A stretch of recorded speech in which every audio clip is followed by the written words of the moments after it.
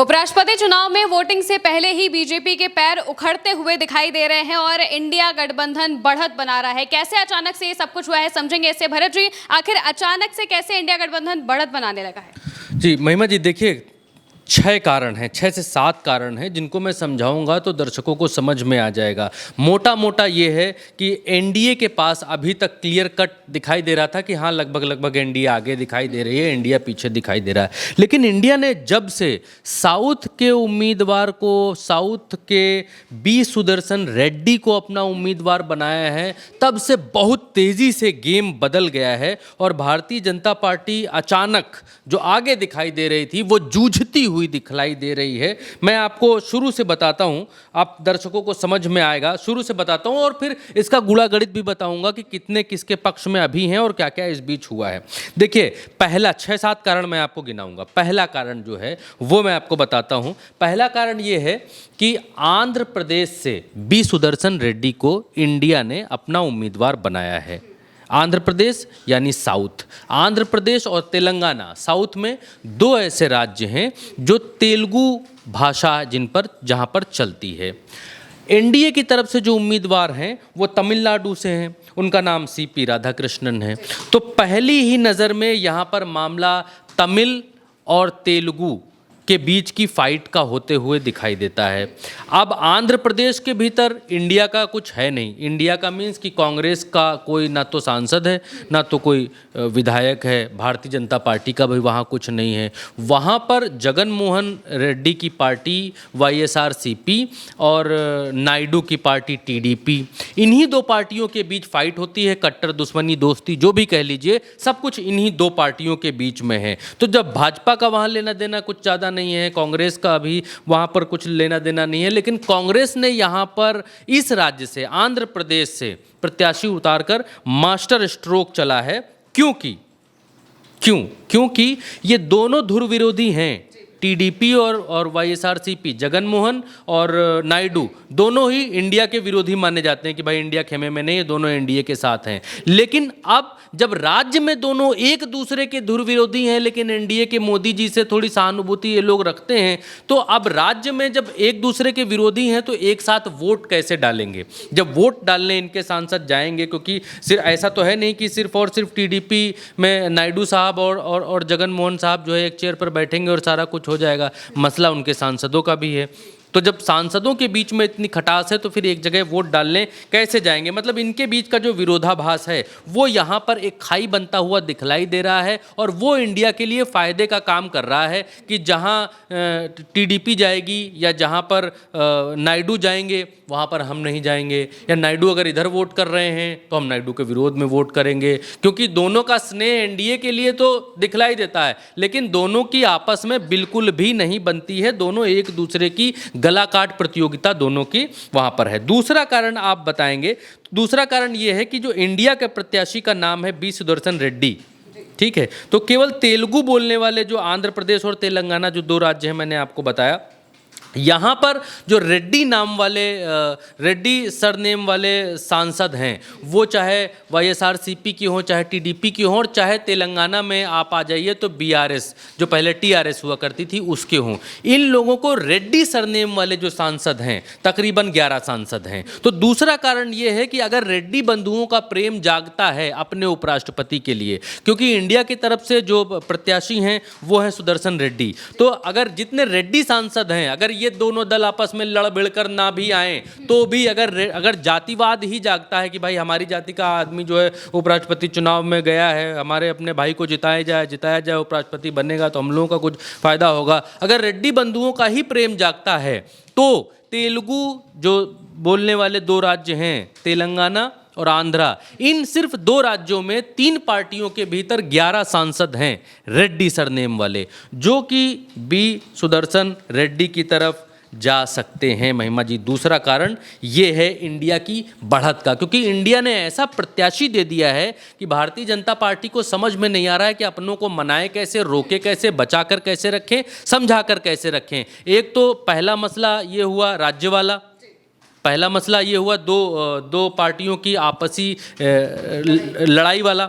दूसरा मसला ये हुआ कि भाई अपनी ही जाति का आदमी खड़ा हुआ है यार, तो किसी भी पार्टी में हो उपराष्ट्रपति से क्या लेना देना यार। हाँ, सॉफ्ट कॉर्नर अपनी जाति को लेकर। तीसरा ये है कि भारतीय जनता पार्टी के उपराष्ट्रपति पद के उम्मीदवार जो हैं वो सीपी राधाकृष्णन तमिलनाडु से आते हैं, तमिलनाडु। और आप देखेंगे तो साउथ में बोली भाषा का जो है बहुत ज़्यादा महत्व होता है, जो स्थानीयता होता है होती है, क्षेत्रीयता होती है उसकी, उसको बड़ा गर्व और प्राउड फील करते हैं साउथ में, ज़्यादातर साउथ के राज्यों में। तो जो भारतीय जनता पार्टी के प्रत्याशी हैं वो सीपी राधाकृष्णन वो तमिलियन हैं, वो तमिलनाडु से आते हैं। जबकि इंडिया ने जो प्रत्याशी दिया है वो आंध्र प्रदेश से दिया है, यानी आंध्र में बोली जाती है तेलुगु। तो ये लड़ाई तमिल और तेलुगु भाषा की भी है। मसलन अगर नायडू के सांसद, नायडू के पास इस समय 16 + 2 16 17 18 सांसद हैं, अगर नायडू के सांसद और वाईएसआरसीपी यानी जगन मोहन के सांसद 7 राज्यसभा में और 4 लोकसभा में, तो इनके जो ये सांसद हैं 7 3 11 सांसद, 11 ये और 18 ये 29 लगभग सांसद होते हैं। तो तेलुगु भाषी सांसद जो है वो तमिलियन व्यक्ति को जिताने के लिए क्यों जाएगा, जबकि उसका तेलुगु उम्मीदवार है वहां पर।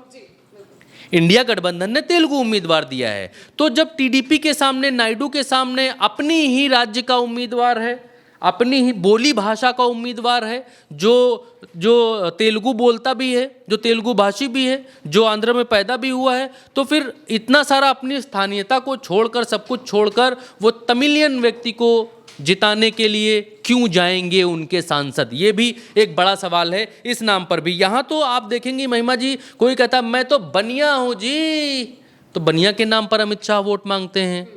बहुत सारे नेता, नरेंद्र मोदी कहते मैं तो पिछड़ा हूँ जी, उत्तर भारत में आपने देखा कि तो पिछड़ों के नाम पर वोट मांगते हैं। यहाँ तो अगड़ा, पिछड़ा, दलित, हर चीज़ पर वोट पड़ता है।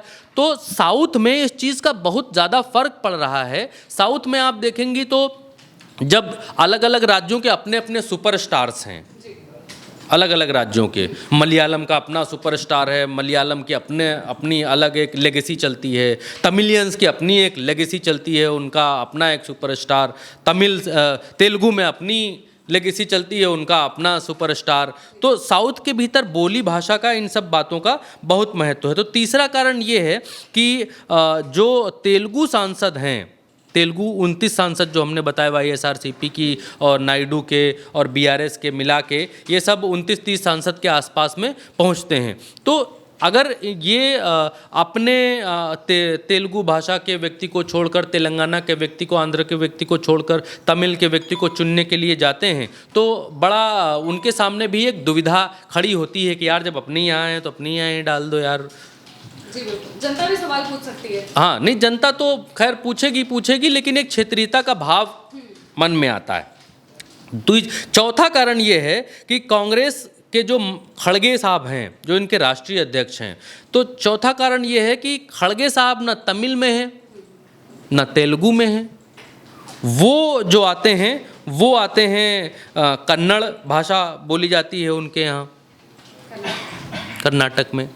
अब मसला ये है कि 2 कौओं की लड़ाई में जो है कहते हैं कि तीसरा जो है आदमी जो है मज़ा मार ले जाता है। तो अब जो है मिलने के लिए तेलुगु भी लोग आ रहे हैं कि भैया हम तमिलनाडु में उनके को क्यों जिताएं। तो यहाँ पर खड़गे साहब कह रहे हैं अरे आओ तो हमसे मिलने के लिए आओ भाई, तेलुगु भाषी हो तुम लोग, तो हमें तेलुगु पर गर्व है, हम लोगों को भी गर्व है, कन्नड़ लोगों को तेलुगु के ऊपर गर्व है, तो भाई क्यों जाओगे, अपने उम्मीदवार को वोट करो। अब देखो हम लोग तो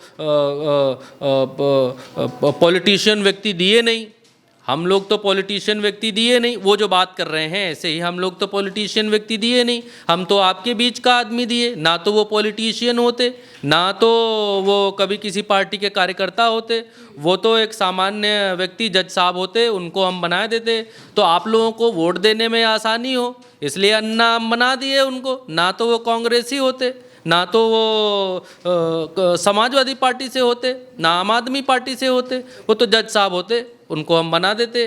तो आपको तो वोट देने में कोई प्रॉब्लम होनी नहीं चाहिए। आप वोट दोगे तो कांग्रेसी को तो दोगे नहीं।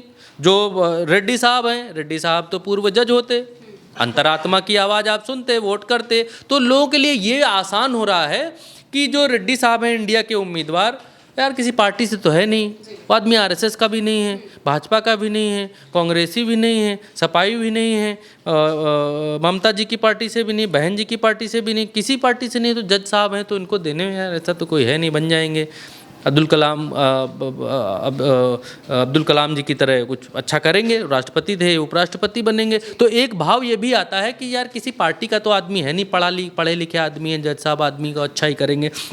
तो एक मसला ये है कि मल्लिकार्जुन खड़गे जो हैं वो कर्नाटक से आते हैं, तो वो अपना जो है वो क्लियर कर रहे हैं बीच में बैठकर कि हमने जो उम्मीदवार दिया है वो तो नॉर्मल उम्मीदवार दिया है, और भारतीय जनता पार्टी के जो उम्मीदवार हैं सीपी राधाकृष्णन, वो तो कोर आरएसएस का आदमी है, भारतीय जनता पार्टी के जिला प्रदेश अध्यक्ष रह चुके हैं, कोर भाजपाई हैं, कोर आरएसएस वाले हैं, कोर पॉलिटिशियन आदमी है। यार हम जो उम्मीदवार दे रहे हैं वो तो आप ही के बीच का आदमी है, तो आपको वोट देने में कोई दिक्कत तो होगी नहीं, कोई हमारी पार्टी का तो आदमी है नहीं, हाँ हमने खड़ा कर दिया है। तो ये बात एक और सांसदों के सामने यक्ष प्रश्न की तरह खड़ी हो रही है और धर्म संकट में डाल रही है एनडीए के सांसदों को भी, तो क्यों ना हम अपने ही राज्य का आदमी चुने, क्यों ना हम अपनी ही भाषा का आदमी चुने, क्यों ना हम ऐसा आदमी चुने जो किसी का ना हो, जो एकदम न्यूट्रल हो। तो ये बात भी सामने आ रही। तो चौथा कारण ये है। पांचवा कारण आप देखेंगी तो पांचवा कारण ये है कि इंडिया का प्रत्याशी जब तय किया जा रहा था, पांचवा कारण ये है कि इंडिया के भीतर भी लोग टूट रहे थे। आपको याद होगा कि आम आदमी पार्टी ने कहा हम तो इंडिया में है ही नहीं, ममता बनर्जी ने अलग जो है अपना अलग कर लिया, तो सारी चीज़ें अलग होने लगी थी।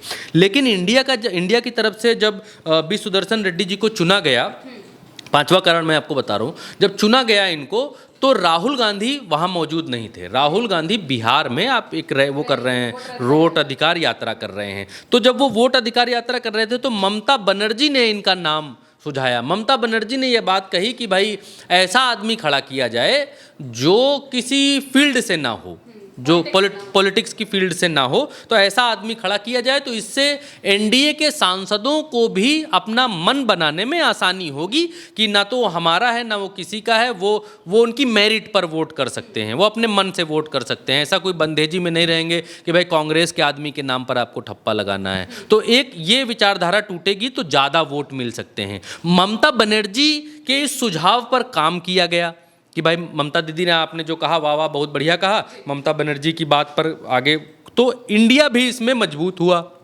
ममता बनर्जी को लगा देखो इंडिया में हमारी चलती है, इतनी चलती है कि राहुल गांधी के नहीं है, फैसला मैं कर रही हूँ, जो मैं कर रही हूँ वो हो रहा है।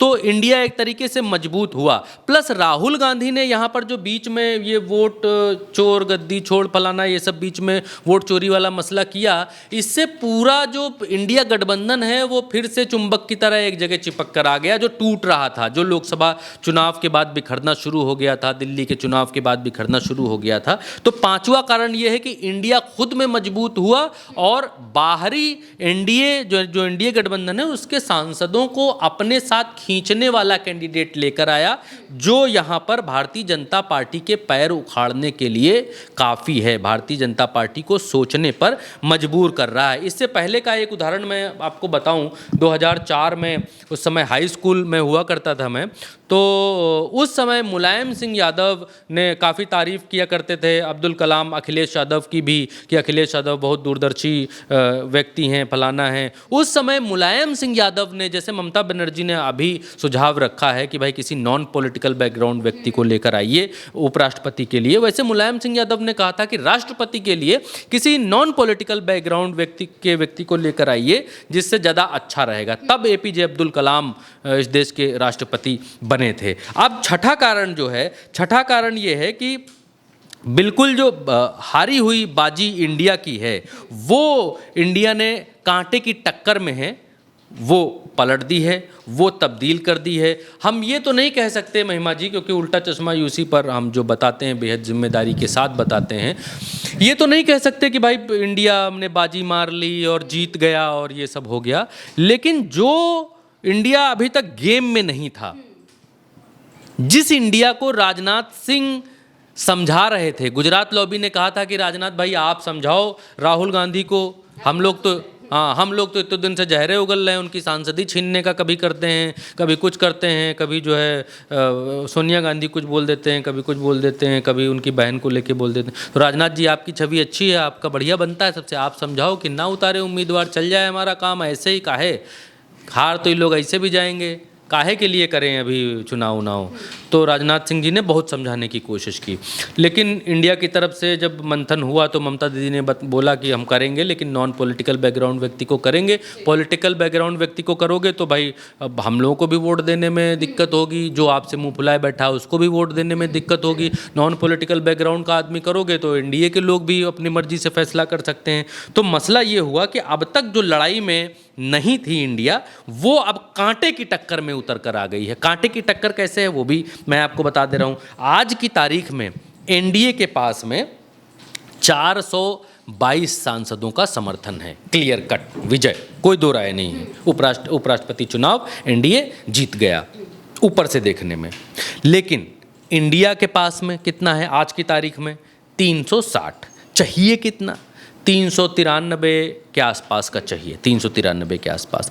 अब इसमें मसला ये है कि पहले दो कारण जो हमने आपको बताए हैं कि जब 393 वोट चाहिए तो एनडीए को अपना उपराष्ट्रपति बनाने के लिए जो है वो 393 वोट चाहिए। 360 इंडिया के पास है ही, है ना। लेकिन अब हम अगर देखें तो यहाँ पर मसला ये है कि टीडीपी के पास, नायडू की पार्टी के पास 16 लोकसभा सांसद और 2 राज्यसभा सांसद मिला के 18 सांसद ये होते हैं। जगन मोहन के पास में, वाईएसआरसीपी के पास में आंध्रा में ही 4 लोकसभा और 7 राज्यसभा ये सांसद हैं। कुल मिलाकर होते हैं 29। तो जो एनडीए के 422 सांसद हैं, इसमें से अगर आप 29 घटा देते हैं तो गाड़ी खट से 393 पर आकर एनडीए की रुक जाती है। यानी बिल्कुल बराबरी का मुकाबला आ गया यहाँ पर कि जितने वोट चाहिए थे उतने ही हैं। अब इसमें और किसी का अंतरात्मा जाग गई, इधर उधर वोट हो गए तो मामला गड़बड़ा जाएगा एनडीए का। अब इंडिया के पास की स्थिति देखिए, 360 इंडिया के पास आज की तारीख में है। और अगर ये जो 29 हैं टीडीपी और वाईएसआरसीपी के, इन्हीं दो के हम जोड़ रहे हैं और किसी के जोड़ भी नहीं रहे हैं, किसी के नहीं जोड़ रहे। हालांकि हैं तो और भी, लेकिन उनके हम नहीं जोड़ रहे हैं। हम सिर्फ तेलंगाना की बात कर रहे हैं इस वीडियो में आपसे। तो अगर ये 2 लोग आ जाते हैं, इनके सांसद आ जाते हैं क्षेत्रीयता के नाम पर, जो भी हमने आपको बताया, तो 360 में आप 29 जोड़ेंगे तो 389 होते हैं, यानी एक कम 390। कितना बचा इनके पास? 3 ही सांसद तो कम बचे, 4 ही सांसद तो कम बचे। और 4 सांसदों को लेकर आना कोई बहुत बड़ी तो बात नहीं होती है।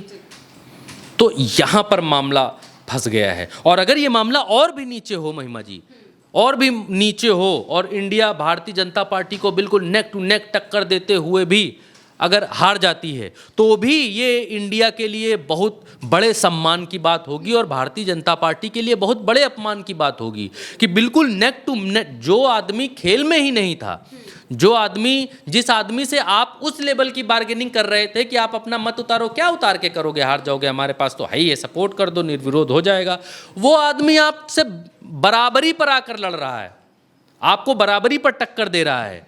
तो ये भारतीय जनता पार्टी के लिए बेहद शर्मनाक स्थिति होगी अगर इंडिया 2, 4, 10 वोट से ऊपर नीचे होकर हार भी जाती है। तो भी आपको नेक टू नेक फाइट अगर इंडिया दे देगा तो भी ये बहुत बड़ी, लेकिन नेक टू नेक फाइट की बात नहीं है यहाँ पर, बात तो बिल्कुल ही बराबरी की है। यहाँ भारतीय जनता पार्टी के होश उड़े हुए हैं कि एनडीए के वो सांसद जो भारतीय जनता पार्टी के भीतर ही भीतर तानाशाही से, मोदी के क्रियाकलापों से और इन सब चीज़ों से, मंत्री पद ना मिलने से, कोटा ना मिलने से, काम ना मिलने से जो नाराज़ हैं, वो भी भीतर ही भीतर कुछ ना कुछ तो अपना जादू दिखा सकते हैं। और इसी बात से डरे हुए नरेंद्र मोदी जी, और इसीलिए बिहार में उन्होंने कहा कि जो 130वां संविधान संशोधन बिल है उससे वो लोग डरे हुए हैं। जो ये जब ये कहा गया कि भाई 130वां संविधान संशोधन बिल ये ले आए हैं, क्यों ले आए हैं? क्योंकि इस बिल में ये है कि भाई 30 दिन अगर कोई आदमी किसी भी आरोप में मीन्स कि किसी को मारने पीटने जिसमें 5 साल से ज़्यादा की सज़ा है, उसमें अगर 30 दिन जेल के भीतर रह गया केवल आरोप में, महिमा जी ने कहा भरत जी ने ऐसा किया, 30 दिन पुलिस ने हमको रख लिया भीतर, तो फिर 31वें दिन कुर्सी गई, ऑटोमेटिक गई। तो ये इसलिए कहा गया कि भाई भारतीय जनता पार्टी ने ना तो इस बिल को पास कराया, ना तो इस बिल पर चर्चा की, सिर्फ और सिर्फ लेकर आई और कहा कि हम जेपीसी में भेजे दे रहे हैं, इसको बस लेकर आई और भेजे दे रहे हैं। तो ये सिर्फ और सिर्फ नायडू को और नीतीश को, इन लोगों को डराने का एक तरीका था कि भाई, क्योंकि नायडू को भी ईडी उठा कर ले गई थी। जो मोदी जी ने कहा कि जो लोग जमानत पर बाहर घूम रहे हैं, वो लोग दुष्प्रचार कर रहे हैं, वो लोग डरे हुए हैं इस बिल से। तो जमानत पर जी कौन कौन घूम रहा है तेलंगाना में, आंध्रा में, तो सबको मालूम है। क्या ये सिर्फ नायडू जी के लिए नहीं है?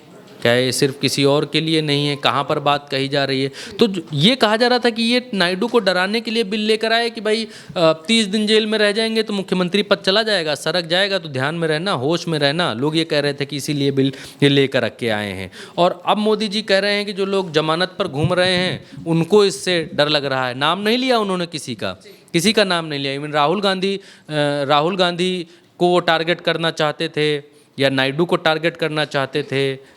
नाम लेना चाहिए था, नाम नहीं लिए। तो क्या वो नायडू को टारगेट कर रहे थे? क्या नायडू इधर उधर होने वाले हैं? क्या था इसके पीछे मालूम नहीं। अब ये मोदी जी ही बता सकते हैं। नाम उन्होंने किसी का नहीं लिया। उल्टा चश्मा यूसी पर जो भी आपको मिलेगा बेहद पारदर्शिता के साथ मिलेगा। अब मसला ये है कि जो ये गणित है, इस गणित में भारतीय जनता पार्टी यहाँ पर फंसती हुई दिखलाई दे रही है और विपक्ष की जो एकता है वो यहाँ पर मजबूत होती हुई दिखाई दे रही है। तो ये जो पूरा गुड़ा गणित है, ये हमने आपको बतलाया। टोटल 788 सांसद वोट करेंगे इस चुनाव के भीतर और मेरे ख्याल से 9 तारीख को वोटिंग है, 9 सितंबर को वोटिंग है इसकी और मालूम चलेगा किसका उपराष्ट्रपति बनेगा। लेकिन इंडिया ने एनडीए को पूरी तरीके से नाको चने चबवा दिए हैं। फाइट बिल्कुल बराबर की हो गई है। जो फाइट अभी तक फाइट में ही नहीं था इंडिया, वो बिल्कुल भारतीय जनता पार्टी से जीतने और लड़ने वाली बातें करने पर आ गया है। और भारतीय जनता पार्टी की तरफ से एक बात और बताऊं, भारतीय जनता पार्टी की तरफ से कांग्रेस की तारीफ की जा रही है। नरेंद्र मोदी ने अभी एक प्रोग्राम में खड़े होकर कहा कि कांग्रेस के जो युवा हैं वो बड़ा प्रतिभाशाली, बड़ा ऊर्जावान लोग हैं।